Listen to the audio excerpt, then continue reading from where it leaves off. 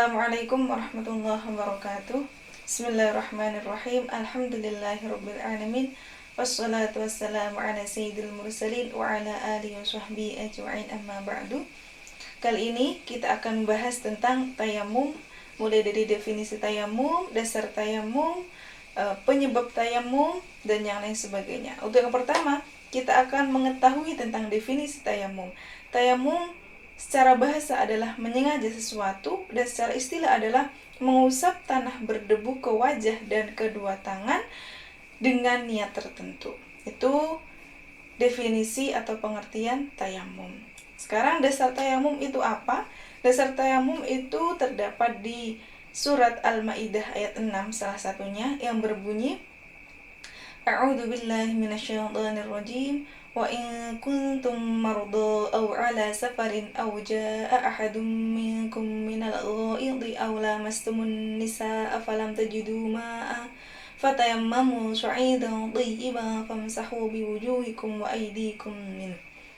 Dan jika kamu sakit atau dalam perjalanan atau kembali dari tempat buang air atau menyentuh perempuan lalu kamu tidak menemukan air, maka bertayamumlah dengan tanah yang baik atau bersih. Itu adalah salah satu dasar tayamum. Nah, setelah itu mengapa kita diperbolehkan tayamum atau mungkin bahkan diwajibkan bertayamum? Ada penyebab-penyebab tayamum. Penyebab tayamum itu ada dua. Yang pertama, jika tidak ada air, dan yang kedua, jika sakit. Nah, yang pertama kita akan bahas yang pertama terlebih dahulu. Penyebab tayamum yang pertama adalah tidak adanya air. Baik itu tidak adanya air secara hissi atau secara syar'i. Apa itu tidak ada air secara hissi? Maksudnya bagaimana? Maksudnya adalah secara nyata, kasat mata tidak ditemukan air di daerah tersebut atau di sekitar daerah tersebut setelah mencari, ya. Nah, adapun tahapan mencari, dikatakan sudah mencari itu jika bagaimana? Ada tahapannya. Tahapan yang pertama adalah kita mencari di tempat tinggal jika ada di rumah, atau mencari di dalam perjalanan dengan teman-teman perjalanan jika itu memang sesama kita sedang musafir. Tuh. Jadi kita cari di sekitar terlebih dahulu, baik itu di sekitar tempat tinggal terdekat atau teman-teman dalam perjalanan. Nah, jika tidak ditemukan, baru ke tahap kedua. Tahap kedua yaitu mencari air ke segala arah. Nah, maksudnya arah mata angin, barat, timur, utara, selatan, itu dengan radius 150 meter. Jadi nyari ke arah barat 150 meter, ke arah timur 150 meter, ke selatan, utara 150 meter. Jika diyakini ada air di radius 150 meter di segala arah itu. Mungkin di salah satunya, tapi harus dicari di segala arah tersebut. Yakin ada. Nah, jika tidak yakin menemukan air di radius 150 meter, kita masuk ke tahap ketiga pencarian air. Tahap ketiga adalah jika kita tidak yakin akan menemukan air di radius 150 meter, maka kita diharuskan mencari air dengan jarak sekitar 4,5 km, atau jika berjalan kaki itu menghabiskan waktu kurang lebih 45 menit, ya, jika berjalan kaki. Itu apakah harus mencari ke segala arah juga? Tidak.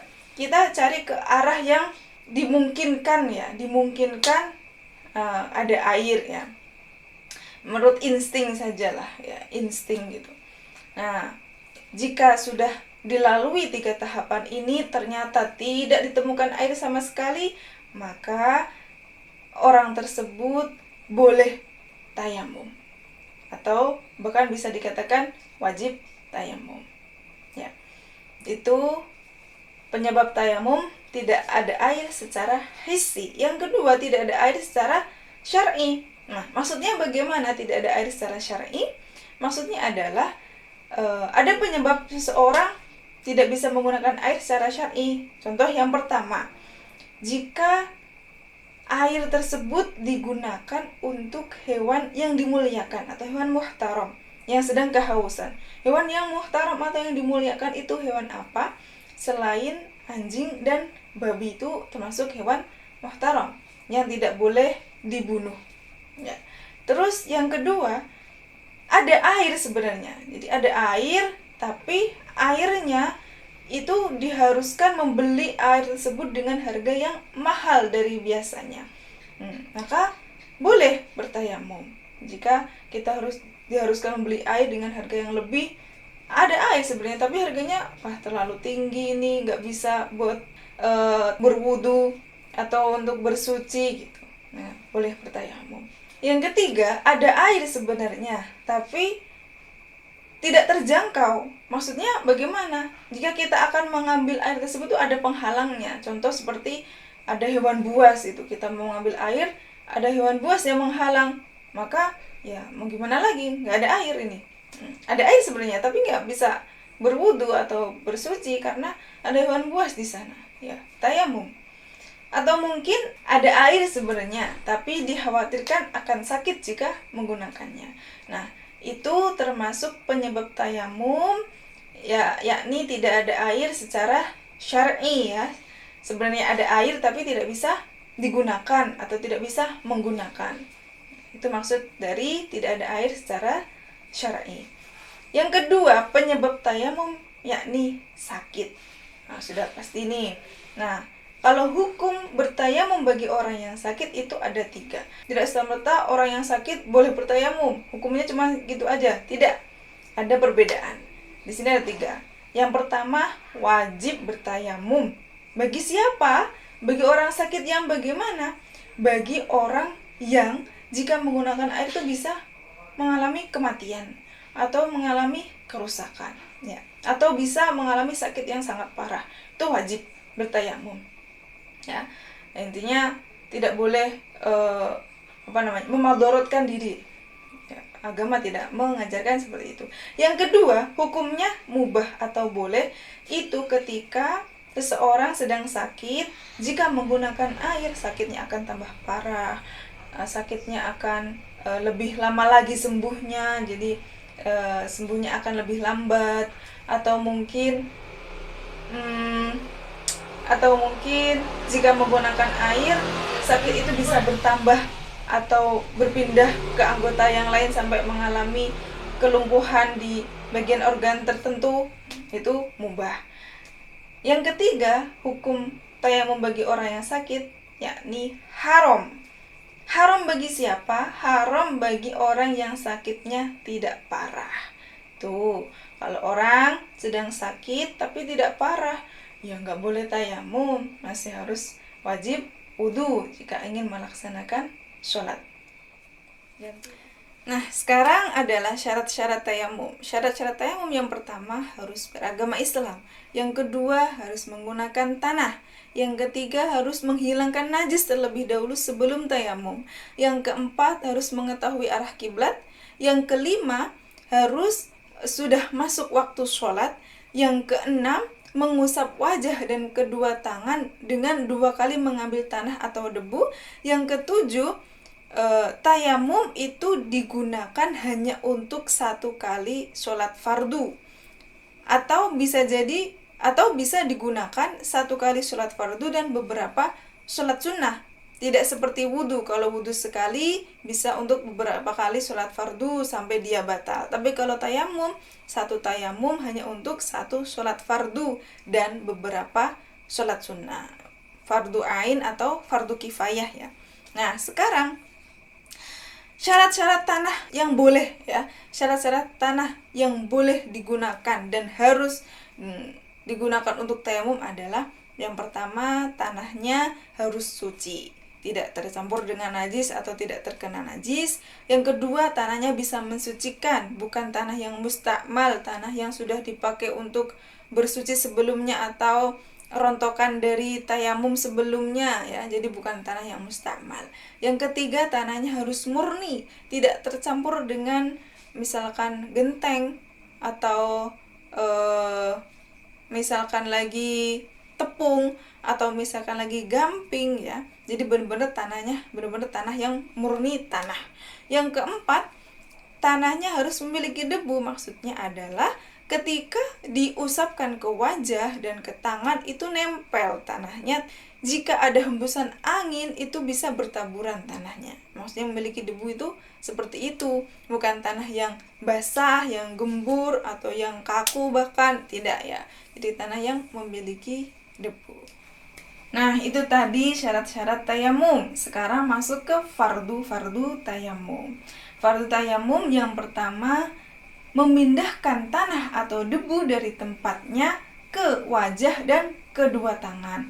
Bukan debu atau tanah yang terkena hembusan angin terus menerpa wajah dan kedua tangan. Bukannya seperti itu yang dimaksud. Memindah adalah memindah dengan kedua tangan, terus dari tempatnya dipindah ke wajah dan kedua tangan. Nah, anggota tayamum maksudnya. Itu fardu tayamum yang pertama. Fardu tayamum yang kedua adalah niat dalam hati. Kapan niatnya? Niatnya adalah dimulai dengan memindahkan tanah ya. Jadi niatnya itu dimulai ketika memindahkan tanah atau debu dari tempatnya sampai mengusap bagian wajah manapun. Entah bagian yang diusap pertama itu sini. Intinya niatnya dimulai dari ketika memindahkan tanah atau debu dari tempatnya ke wajah. Nah, adapun lafadz niat tayamum sendiri itu bagaimana? Bisa menggunakan lafadz seperti ini. Nawaitu tayammuma listibahatis sholati lillahi ta'ala. Saya niat bertayamum supaya diperbolehkan sholat karena Allah Ta'ala. Itu fardu yang kedua. Fardu tayamum yang ketiga adalah mengusap wajah dengan batasan seperti batasan mengusap wajah ketika sedang berwudu. Ya, tapi tidak diwajibkan dan tidak disunahkan sampai ke bagian tumbuhnya rambut di kepala. Itu fardu yang ketiga. Fardu yang keempat adalah mengusap kedua tangan, yakni tangan kanan dan tangan kiri sampai dengan siku. Yang terakhir fardu tayamum adalah tartib. Setelah mengetahui fardu tayamum, alangkah baiknya kita juga mengetahui kesunahan tayamum. Kesunahan tayamum yang pertama itu sama dengan kesunahan wudu, tapi bedanya kalau tayamum tidak disunahkan mengulang sampai 3 kali dan tidak disunahkan juga menyela-nyela jari. Yang kedua, kesunahan tayamum adalah dengan membuka jari, tidak merapatkan jari.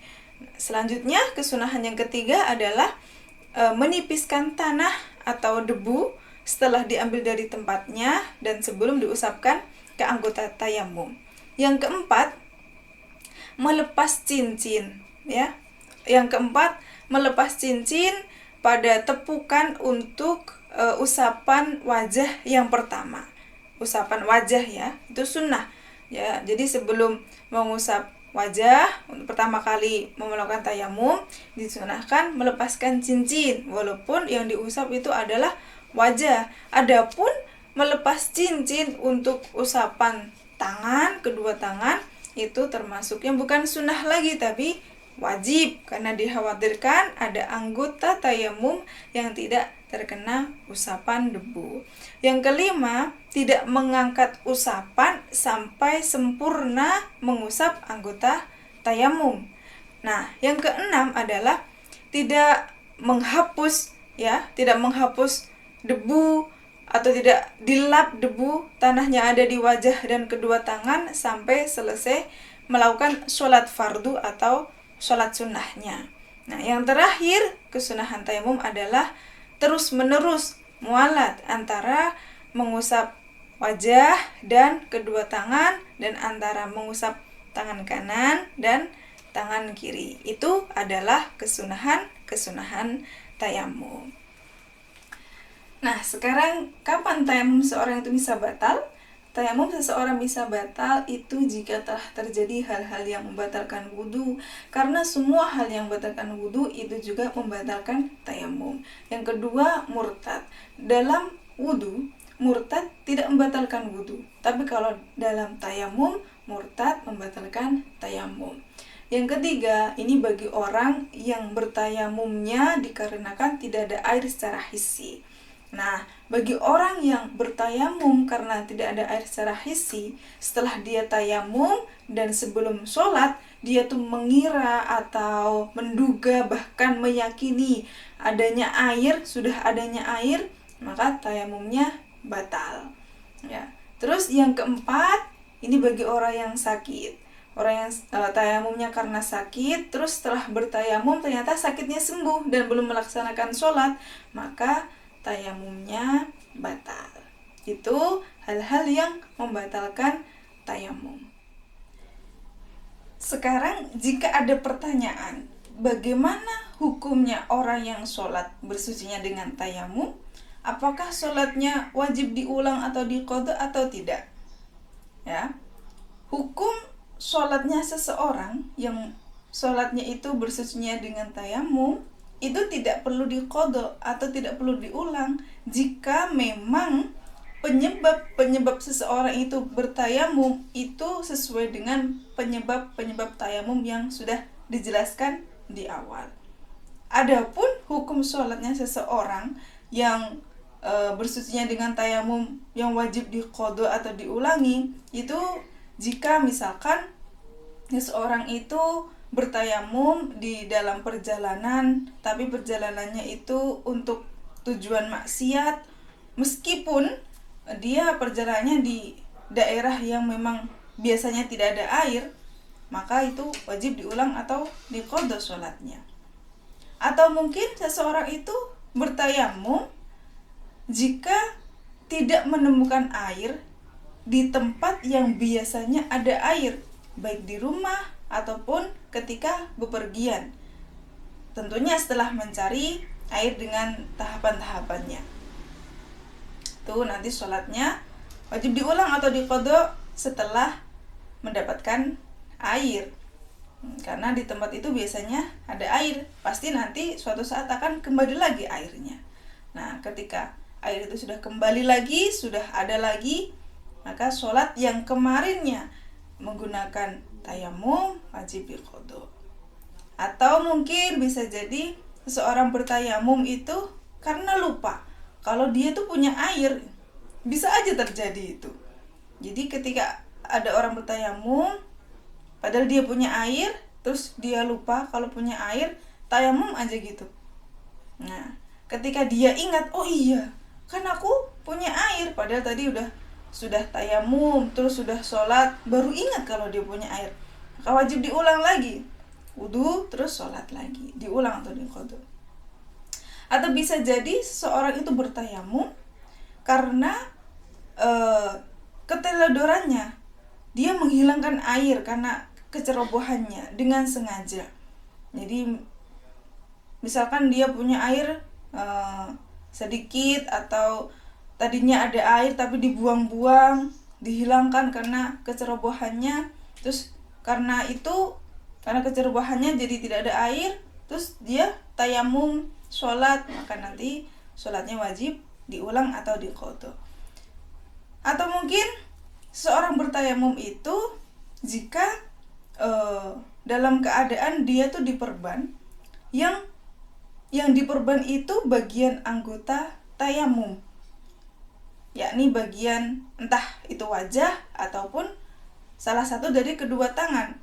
Walaupun yang diperban hanya sedikit ya, mau itu sedikit, mau itu banyak, tapi kalau yang diperban itu di bagian anggota tayamum, baik itu wajah ataupun salah satu dari kedua tangan, maka nanti sholatnya wajib diulang. Kenapa? Karena tayamum itu sendiri tujuannya adalah untuk menyempurnakan wudu. Bagaimana mau menyempurnakan wudu, tayamumnya aja tidak sempurna karena ada bagian yang diperban. Misalkan seseorang itu diperban di bagian telapak tangan atau di tangan lah, ya, di telapak tangan sini misalkan. Terus dia wudu dan diganti dengan tayamum. Tayamum itu kan harus mengusap ke seluruh anggota tayamum, baik itu wajah maupun kedua tangan. Nah, bagian yang diperban tadi itu pasti tidak terkena usapan tayamum, maka ya tidak sempurna tayamumnya. Ya, karena itulah dia nanti ketika sudah sembuh, sudah tidak diperban lagi, dia wajib mengulangi atau mengqadha sholatnya. Atau mungkin bisa jadi yang diperban itu bukan di anggota tayamum, tapi anggota wudu. Contoh misalkan di kaki, ya kan? Atau di kepala. Tapi ketika diperban, itu dia masih dalam keadaan hadas. Contoh yang diperban kaki. Ketika merban, dia masih dalam hadas. Entah itu hadas besar atau hadas kecil ya. Nah, terus setelah itu dia wudu, terus tayamum, gitu kan? Itu nanti sholatnya wajib diganti atau diulang. Atau mungkin bisa jadi seseorang itu bertayamum karena dia ketika masang perban itu melebihi area lukanya. Misalkan yang luka itu bagian mana ya? Bagian jempol kaki misalkan ya. Yang ini yang di luar anggota tayamum ya, otomatis karena kalau bagian anggota tayamum udah pasti diulang. Nah, ini yang diperban di anggota wudu. Misalkan kaki, ya kan? Walaupun ketika sebelum diperban dia wudu dulu, menghilangkan hadas kecil atau hadas besarnya dulu, tapi ketika memasang perbannya itu melebihi area lukanya, misalkan yang luka itu jempolnya aja tapi yang diperban itu seluruh telapakan kaki gitu, maka nanti ketika dia sudah lepas perban ya harus mengulang lagi sholatnya atau diqadha lagi sholatnya gitu ya. Atau mungkin dia bertayamum tapi belum masuk waktu sholat, nah maka sholatnya wajib diulang atau diqadha. Atau mungkin seseorang itu bertayamum dengan alasan cuacanya yang sangat dingin. Kalau di Indonesia mungkin di daerah pegunungan, di Dieng gitu kan, sampai dingin banget. Nah, itu karena dingin dengan alasan cuaca yang sangat dingin terus dia bertayamum, nanti sholatnya wajib diulang. Maka kalau misalkan kita bertemu dengan bertemu dengan daerah yang cuacanya sangat dingin, lebih baik kita wudunya dengan air yang dihangatkan ya, selain air musyammas. Atau mungkin bisa jadi seseorang itu bertayamum karena dengan alasan dia sakit tapi sakitnya tidak parah, yang sebenarnya dia masih bisa untuk berwudu, ya kan? Contoh misalkan ada ya masih sakit pusing lah ya, masih sakit pusing biasa, terus dia nggak bisa wudu nih, sakit, padahal cuma sakit pusing aja, sebenarnya masih bisa wudu tapi dia tayamum, kan nanti dia juga harus mengulang sholatnya. Atau yang terakhir itu seseorang bertayamum tapi masih ada beberapa atau ya masih ada satu titik najis di tubuhnya, yang najis itu najis yang tidak bisa dimaafkan meskipun najis itu sulit untuk dihilangkan. Maka ketika dia bertayamum terus sholat, nanti sholatnya diulangi lagi ya, atau diqadha. Itu hukum sholat orang yang bertayamum dengan keadaan-keadaan yang berbeda-beda ya, dengan hukum keadaan yang berbeda membuat hukum yang berbeda. Terus bagaimana sih gambarannya seorang itu bertayamum karena diperban? Apakah dia langsung tayamum saja tanpa wudu, atau dia wudu dulu baru tayamum, atau bagaimana? Gambarannya adalah ketika seseorang itu diperban, baik anggota wudu ataupun anggota tayamum. Ingat ya, anggota tayamum itu hanya wajah dan tangan. Anggota wudu itu ada wajah, tangan, kepala, dan kaki yang fardunya ya.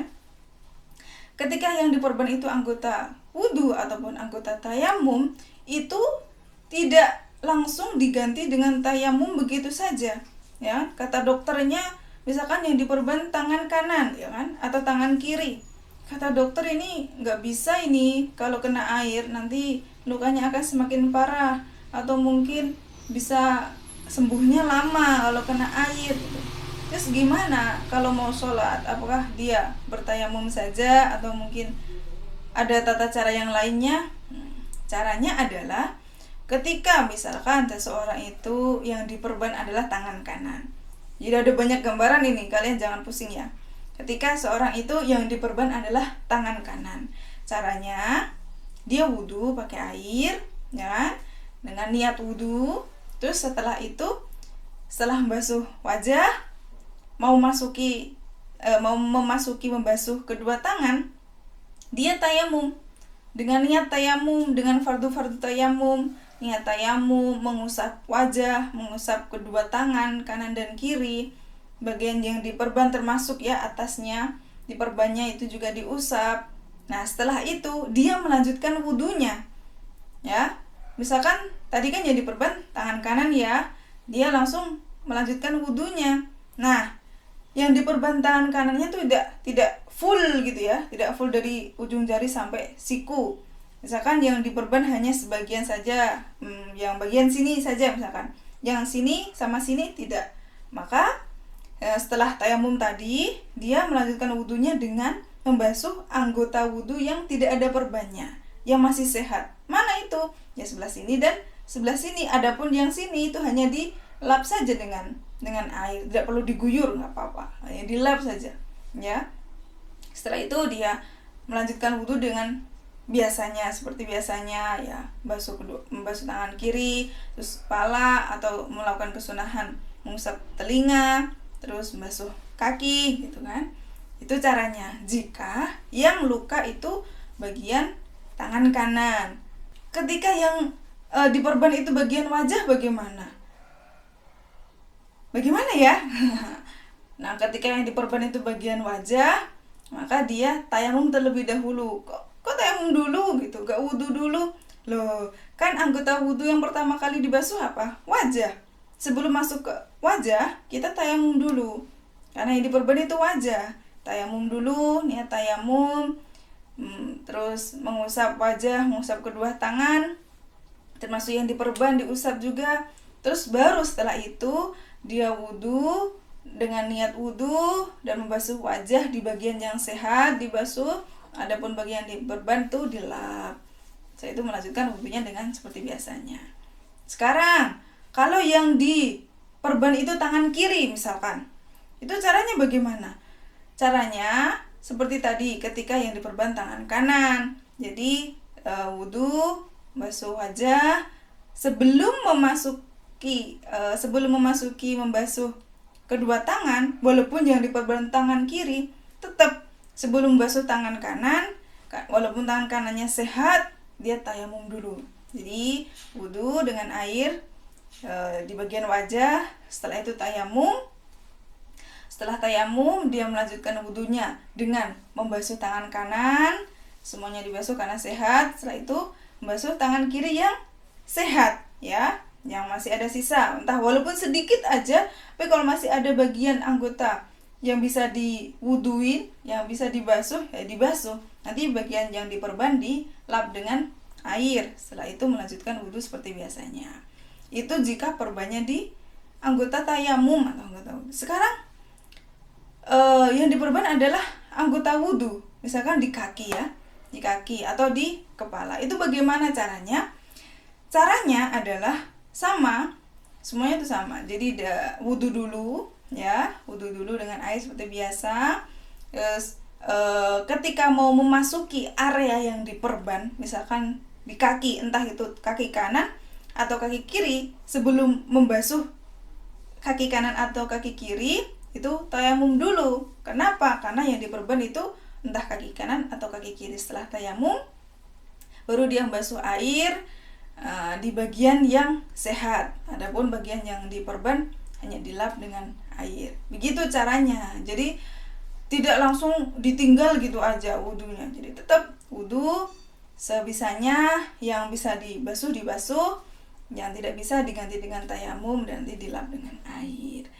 Nah, makanya kalau tolak ukurnya itu perbannya bisa dibuka atau tidak, itu ya tergantung dokter. Kalau kata dokter ini jangan sampai kena air, ya berarti begitu tata caranya. Tapi kalau kata dokter ini mah nggak apa-apa kena air, ya berarti ketika mau wudhu itu dilepas dulu perbannya, ya dilepas dulu perbannya, walaupun tadi ketika sebelum memasang perban sudah suci gitu. Kalau sakitnya nggak parah ya lebih baik dilepas. Apalagi kata dokter nggak apa-apa kena air, ini mah kecil gitu ya, lebih baik wudhu seperti orang normal biasanya, perbannya dilepas itu ya. Nah sekarang, apakah tayamum itu bisa menggantikan mandi? Nah tayamum itu tidak hanya menggantikan wudhu saja loh, tayamum itu juga bisa menggantikan mandi juga. Maksudnya gimana? Nah, orang kalau hadas besar itu kan harus bersucinya dengan mandi besar. Ketika misalkan yang diperban itu ya bagi entah anggota manapun lah yang diperban, karena mandi itu kan seluruh badan ya.